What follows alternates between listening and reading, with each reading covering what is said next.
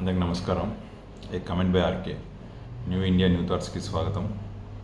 ఈరోజు చాలా important issue మన కళ్ళ ముందు జరిగింది కాబట్టి దాని మీద మనము చర్చించాలని చెప్పి ఈ వీడియో చేస్తున్నాను. ఏదైతే మనం ఫస్ట్ నుంచి మాట్లాడుకుంటున్నామో న్యూ ఇండియా న్యూ థాట్స్ అనేది దీనికి కొద్దిగా యాప్ట్గా ఉంటుంది కాబట్టి దయచేసి ఈ వీడియోని లాస్ట్ వరకు చూడండి. నచ్చితే లైక్, సబ్స్క్రైబ్, షేర్ చేయండి. అట్లనే మనము ఇంకా మెరుగ్గా ఏమన్నా సలహాలు సూచనలు ఉంటే ఇవ్వండి, దాన్ని కూడా మనము సరిదిద్దుకుందాం. సో ఈరోజు నేను చేయబోయే ఒక ఇంపార్టెంట్ వీడియో ఏంటంటే, ఎందుకంటే మీరు పాత వీడియోస్లో చూస్తే ఐఏఎస్లు ఎందుకు ఇంత బానిసలా బతుకుతున్నారని ఒక వీడియో చేశాను. అట్లనే ఇవాళ ఒక ఐపీఎస్ పౌరుషంతో మొత్తం వ్యవస్థ అంతా ఒకవైపు ఉండి ఆయన ఒక్కడు ఒకవైపు ఉండి పోరాడి ఆయన అనుకున్నది సాధించుకున్న the great IPS Shri AB Venkateswara Rao గారి గురించి వీడియో చేస్తున్నాను. Sir, we salute you for your fighting spirit sir. ఎందుకంటే ఇది చాలా ముఖ్యమైనది. ఇదేదో ఒక వ్యక్తిగా చూడకుండా మనము మన వ్యవస్థలను నిర్వీర్యం చేసే పొలిటీషియన్స్, కేవలము విద్యార్హత లేకపోయినా, ఏ ముందు చూపు లేకపోయినా, ఏ అర్హత లేనోడు ఒక ముఖ్యమంత్రి అయిపోయి ఆ ముఖ్యమంత్రి కింద ఒక పాలనా యంత్రాంగం అంతా బానిసలైపోతే ఏ విధంగా ఉంటుంది అనేది మనం చూసుకుంటూ వస్తున్నాం. అన్ని రాష్ట్రాల్లో చూస్తున్నాం, ఇటు తెలంగాణలో చూసినాము, అటు ఆంధ్రాలో చూసాం. కానీ అట్లానే ఒక నిజాయితీ గల ఐపీఎస్ ఆఫీసర్ వాళ్ళ అమ్మా నాన్నలు కష్టపడి చదివించి ఆ ఉద్యోగంలో కూర్చోబెట్టిన తర్వాత నిరంతరం దేశం కోసం, ప్రజల కోసం తపన పడుతూ నిత్యం నిజాయితీగా పనిచేసే ఒక ఆఫీసర్కి అన్యాయం జరిగినప్పుడు కూడా ఏ ఒక్క ఐపీఎస్ సంఘం కానీ ఐఏఎస్ సంఘాలు కూడా సపోర్ట్ చేయలేని టైంలో కూడా మన ఏబి వెంకటేశ్వరరావు గారు ఒక్కడే తన నిజాయితీ మీద, తన మీద నమ్మకంతో ఈ వ్యవస్థ మొత్తం మీద పోరాడి ఆఖరి రోజు అయినా కూడా పోస్టింగ్ తెచ్చుకొని ఒక డ్యూటీలోనే రిటైర్ అయ్యారు ఆయన. సో ఇది చాలా రేర్గా జరిగే ఒక ఇన్సిడెంట్స్. సో ఇది ఇప్పుడు తరాలకి, అంటే ఇప్పుడున్న మన యూత్ అందరికీ ఒక ఇన్స్పిరేషన్. సో ఎందుకంటే మనం చాలా వరకు ఏది కూడా పోరాటం స్టార్ట్ చేయకముందే ఓడిపోవటము, చేతులెత్తేయటము, వాడేమనుకుంటాడో వీడేమనుకుంటాడో, లేకపోతే మనకెందుకులే అనేటోళ్ళందరికీ ఇది ఒక స్ఫూర్తి.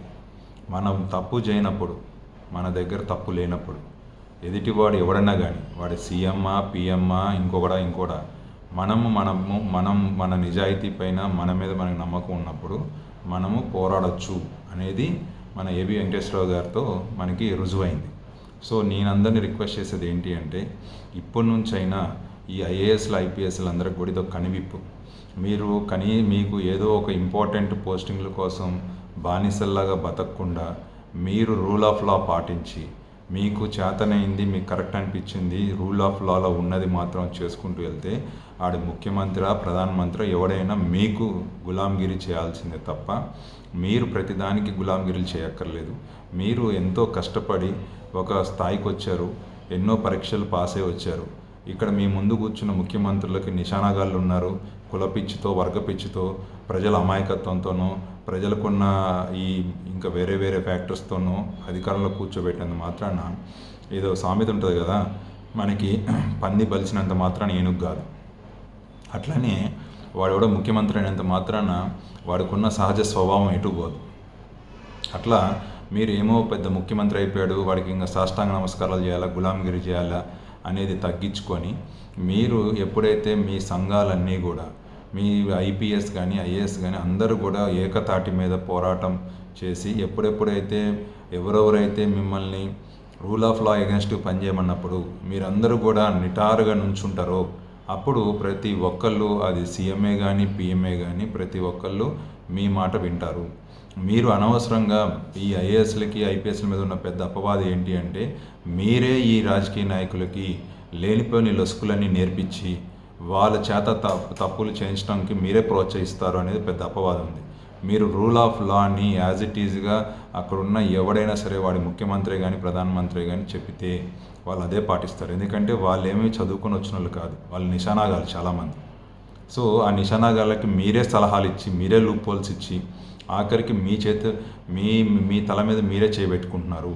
సో దయచేసి దీన్ని మీ అంతటిగా మీరు ఇప్పటి నుంచైనా మార్పు చెంది ప్రతి ఒక్కళ్ళు నిజాయితీ గల ఆఫీసర్ అయిన మన ఏబి వెంకటేశ్వర గారిని స్ఫూర్తి తీసుకొని మీకు ఏది మంచి అనిపిస్తుంది, ఏది రూల్ ఆఫ్ లా ఉంటుందో దాన్ని మాత్రమే చేయండి. ప్రజలకి నిత్యం మంచి చేయండి. అట్లానే రాజకీయ నాయకులకి లొంగిపోకుండా ఉండండి. అట్లనే మన యూత్కి కూడా ఇది ఒక న్యూ ఇండియా న్యూ థాట్స్లో భాగంగా మన యూత్ కూడా ఏది ఎక్కడ అన్యాయం అనిపించినా అది మనం ప్రభుత్వ ఉద్యోగాలు ఉన్నంత మాత్రాన ప్రభుత్వంపై గులాంగిరి కాదు మనం. అది గుర్తుపెట్టుకొని మీరు మీ ఉద్యోగాల్ని మీ యొక్క రూల్ ఆఫ్ లాని పాటించాలని కోరుకుంటూ ఇది ప్రతి ఒక్కరికి కూడా ఒక కనివిప్పు లాంటిది. సో దయచేసి ఈ వీడియోని ప్రతి ఒక్కళ్ళు విని షేర్ చేసి అట్లనే మనం ఇంకా ఏదైనా సలహాలు సూచనలు ఉన్నా కూడా ఇవ్వండి. Thank you.